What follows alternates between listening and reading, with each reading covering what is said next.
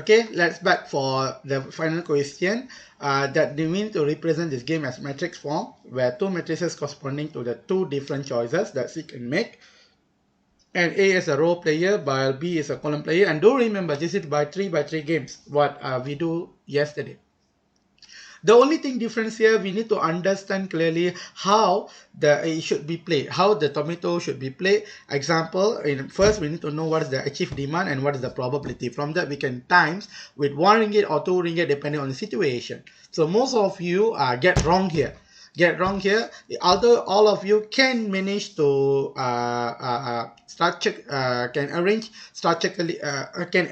the player accordingly, but the problem is you are wrong in terms of probability. So let's look what I'm already prepared here. So first, player C playing one ringgit. It means definitely all the tomato will be by the supplier. And second is player C playing 2 ringgit, and player A is playing 1 ringgit, and player B also playing 1 ringgit.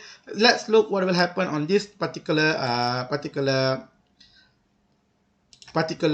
equation, so that you understand what is happening. And up here and down here, actually the value after I calculate. So first, for the payoff A, if you look payoff A, the maximum number that they can solve is 20 kg. Majid only have 20 kg.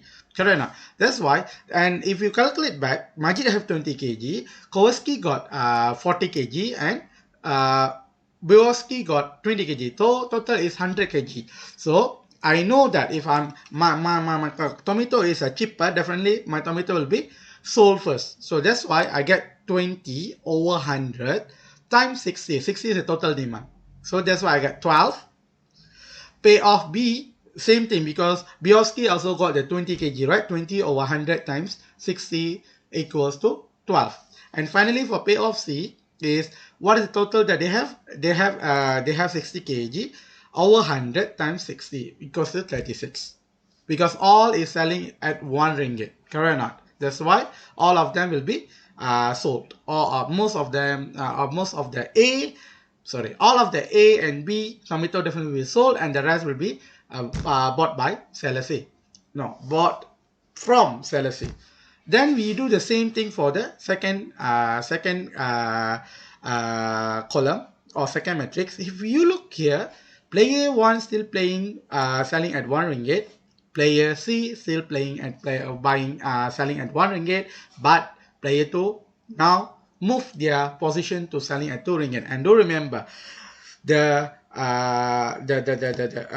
tomato only be sold to the cheaper price. So in this case, we know that the total combination of Kowalski and Majid is already 80, and the total demand that we need only 60. That's why for the payoff of B, we make it as 0, because we no need to bought from them, because since we already have enough demand from A and C. And for A, what do I do? So I take the 60. It means because I'm the first seller, I take the 60 over the total now is only 80, because already don't want to buy from player B. So that's why 60 over 80 times 80 equals to 15, and 60 over 80 times 60 equals to 45. You do the same equation for this example. Payoff A will be 0 because they are paying at 2 ringgit, while player B will have 15 and 45. While for the last one, because all of them will sell at 2 ringgit, but player C, only one will sell at 1 ringgit. That's why 60 over 60, all the demands going there. Okay, that's why you got 0, 0 and 60. The same thing you do here. So it is very easy how you need to solve. Most of you do correctly, but when involved with the calculation, you all make a mistake, maybe, or all of you all forgot. So no worries. Okay, thank you. Bye. If anything, just WhatsApp me.